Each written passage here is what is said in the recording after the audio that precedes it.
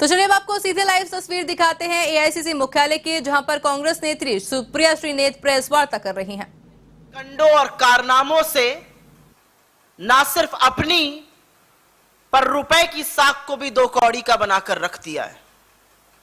इतिहास में पहली बार $1 के मुकाबले रुपया तेजी से 82 पार करने को उतारू है और अब $1 के मुकाबले 81.63 देने होंगे। लग रहा है शतक लगाने को पेट्रोल की तरह मोदी जी यहां पर भी बेताब हैं। उनकी ऐसी असीम अनुकंपा रही है कि निरंतर कमजोर होता रुपया इतिहास में पहली बार इतना कमजोर हुआ है। और पते की बात यह है कि जिस गिरती आबरू और साख की मोदी जी बात करते थे, वो इस कदर गिर गई कि वो किस गड्ढे में जाकर पड़ताल में गिरी है उसको ढूंढ रहे हैं मोदी जी अभी। लेकिन आगे बात करने से पहले कुछ तथ्य आपके सामने रख देते हैं जो बताने जरूरी हैं। ठीक 1 साल पहले $1 के मुकाबले सितंबर 2021 में रुपए का मूल्य 73 था। ठीक 1 साल पहले $1 इक्वल्स टू 73 रुपए। आज उसकी कीमत 82 के आसपास है। मतलब 12 महीने में 12% प्रधानमंत्री की साख और आबरू गिरी है। और यहां पर यह भी बताना जरूरी है कि 26 मई 2014 को जब मोदी जी ने पहली बार प्रधानमंत्री पद की शपथ ली तो $1 के मुकाबले रुपए का मूल्य ₹58.62 था। उनको रुपया मिला ₹58.62 पे था। पहुंचा रहे हैं उसको 82 पर और 100 पर पार करके ही दम बात मानेंगे। मतलब 8 साल में रुपया करीब करीब 42% रुपए की वैल्यू क्रॉस हुई है। 2004 में 45 पर रुपया, 58 पर हमने मोदी जी को दिया और मोदी जी ने 58 के रुपए को 82 पर पहुंचा दिया। 24 रुपए मूल्य गिरा है। विदेशी मुद्रा का जो भंडार है, जिसकी बड़ी बात करते थे, फॉरेक्स रिजर्व कहते नहीं थकते थे। 1 साल पहले $642 बिलियन, 642 अरब डॉलर थी। 1 साल बाद फॉरेक्स रिजर्व $545 बिलियन पर आकर गिर गया है। $96 बिलियन कम। यह पैसा लगाया गया रुपए को मजबूत करने के लिए, लेकिन रुपया मजबूत नहीं हो रहा है। पर सबसे बड़ी खबर यह है कि पिछले 1 महीने मात्र में $571 बिलियन से फॉरेक्स रिजर्व गिर के $545 बिलियन हो गया। मतलब 1 महीने में, सिर्फ 1 महीने में $26 बिलियन की गिरावट आई है हमारे फॉरेक्स रिजर्व में। पर अब सवाल यह है कि रुपए के गिरने से आपकी सेहत पर क्या असर पड़ता है? क्या आप पर कोई प्रभाव पड़ता है या यह सिर्फ प्रधानमंत्री की साख से लेना देना है? $1 अगर हम किसी चीज के देते हैं, जो चीज आयात होती है, उसके हम $73 दे रहे थे पिछले साल तक, अब 82 देंगे। मतलब सीधे सीधे $9 ज्यादा। और जिस भी चीज का हम ज्यादा पैसा देंगे, यह मानी हुई बात है कि वो पैसा आपसे ही वसूला जाएगा। हम 80% तेल अपना आयात करते हैं। उस तेल के $1 के बदले हम 73 रुपए देते थे 1 साल तक, अब 82 देंगे। जो $9 का अंतर है वो आपसे ही ऐंठा जाएगा। और डीजल का दाम इसीलिए लगातार बढ़ रहा था। और यह भी सच है कि सब्जी, फल, बाकी सारी चीजें, तो महंगाई को, चीजों को और महंगा करने का काम टूटता रुपया करता है। और ऐसे ही आपकी जेब पर डाका डाला जा रहा है। महंगाई का और क्या असर पड़ता है? टूटता रुपया महंगा करता है चीजों को। महंगाई से क्या होता है? आरबीआई तुरंत आती है, इंटरेस्ट रेट बढ़ाते हैं। इंटरेस्ट रेट बढ़ने का मतलब है आपका होम लोन, आपका ऑटो लोन, स्टूडेंट लोन, किसी भी तरह का लोन, ईएमआई बढ़ जाएगी, लोन की किस्त बढ़ जाएगी। अब सवाल यह है कि क्या सरकार कुछ नहीं कर रही है? नहीं जी, बहुत कुछ कर रही है। पानी की तरह पैसा बहा रही है कि किसी तरह रुपया संभल जाए, लेकिन रुपया संभलने का नाम नहीं ले रहा।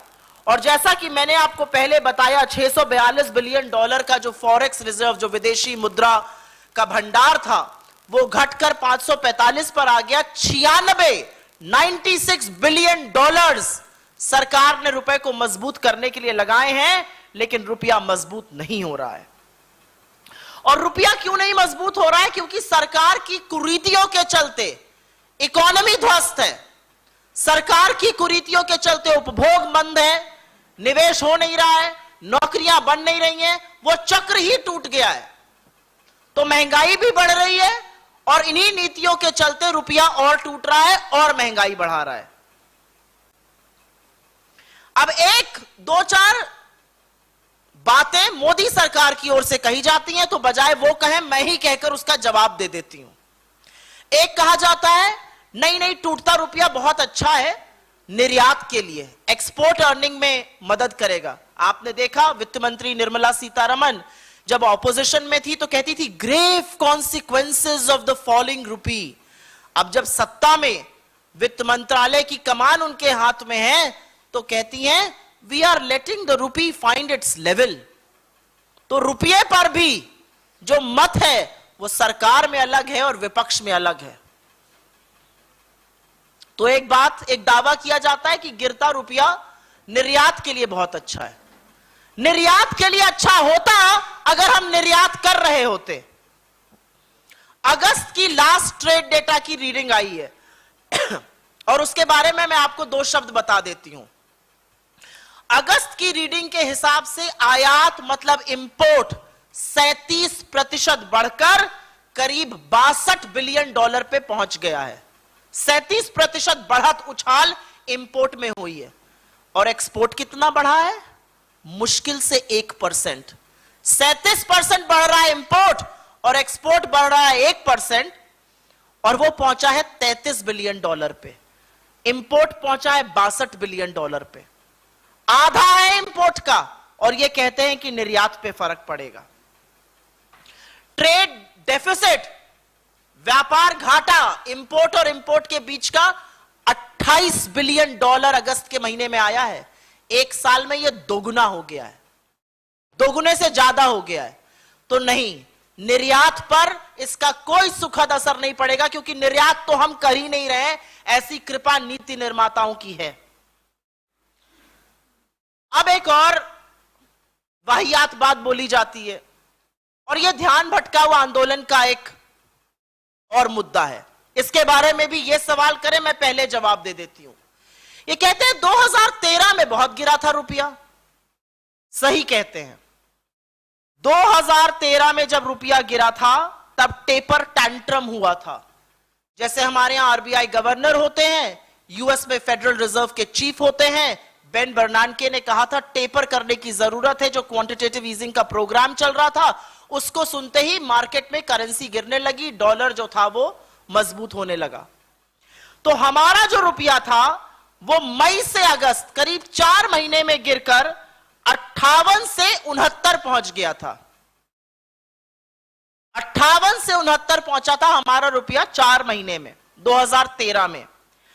लेकिन तब मनमोहन सिंह जी की सरकार थी, श्री चिदंबरम वित्त मंत्री थे, डॉक्टर रघुराम राजन आरबीआई के गवर्नर थे, और इन सब लोगों ने मिलकर रुपया को ऐसा संभाला कि 4 महीने के अंदर ही हम ना सिर्फ रुपए को वापस 58 पर लेकर आए, हमने ग्रोथ, जीडीपी की ग्रोथ दर को 5.1 से बढ़ाकर 7% के आसपास किया। और तो और जो विदेशी निवेशक देश छोड़ के चले गए थे 12 बिलियन डॉलर के, 35 बिलियन डॉलर हम फॉरेन फंड्स वापस लेकर आए। तो रुपए को 4 महीने में 69 से 58 किया, जीडीपी की ग्रोथ रेट को 2% बढ़ाया, और सबसे ज्यादा फॉरेन इन्वेस्टर्स जो छोड़कर गए थे उनके तिगुना वापस लेकर आए। 2013 में हमने यह किया था। आइंदा से कोई 2013 पर सवाल पूछे तो जवाब यह है।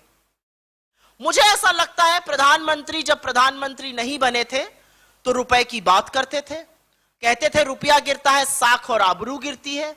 यह भी कहते थे कि होड़ लगी हुई है। तो जो अब होड़ लगी है 82 के आसपास रुपए पर, प्रधानमंत्री की साख किस गड्ढे में जाकर गिरी है और कौन उसको ढूंढ रहा है, इसका जवाब जरूर चाहिए। मोदी जी कहते थे 40 पर आ जाएगा, प्रभु 40 पर तो नहीं लाए, 82 पार कराने की उम्मीद है। मुझे बस एक ही आशंका है और इस मंच से मैं वो डर और आशंका व्यक्त करना चाहती हूं। मोदी जी को हेडलाइन में रहना, सुर्खियों में रहना अच्छा लगता है, बड़े बड़े फिगर उनको बहुत अच्छे लगते हैं। कहीं यह डर तो नहीं है कि जैसे पेट्रोल को शतक पार कराया था, रुपए को भी शतक लगाने की तैयारी कर रहे हैं मोदी जी? हाथ जोड़कर आपसे निवेदन है, ऐसा ना कीजिए। ऐसा करने से लोगों की पॉकेट पर प्रहार कर रहे हैं, लोगों के खाने की थाली पर प्रहार कर रहे हैं, महंगाई बढ़ा रहे हैं और सबसे ज्यादा इस देश की प्रतिष्ठा को आप कमजोर कर रहे हैं, क्योंकि टूटता रुपया आप ही का कहना था प्रधानमंत्री की साख और आबरू दिखाता है। I will very briefly just make the statement in English. I have mostly said what I had to in Hindi, but very briefly I'll make it in English. For the first time in history, India's rupee seems to be wrestling and dangerously close to the 82 to a dollar mark. And with Modi ji's blessings as Prime Minister, this is the weakest our currency has been. And for the Prime Minister who once said that the credibility of the Prime Minister is linked directly to the falling rupee, one wonders which bottomless pit has his own credibility and reputation fallen into. And before I move any further, it's important to point out here that exactly a year back in September 2021, the rupee was valued at 73 to a dollar. It is now dangerously close to 82 to a dollar. So a 9 rupee drop in the valuation of the currency. When Mr. Modi became Prime Minister for the first time on the 26th of May 2014, when he was sworn in, he inherited the rupee at 58 rupees 62 to a dollar. He has brought it down to 82, which is a fall of nearly 42% in the currency's valuation and a fall of 24 rupees. For a man who inherited the rupee at 58.62, taking it down to 82, you have to be answerable. What about forex reserves? $642 billion a year back, fallen to $545 billion now.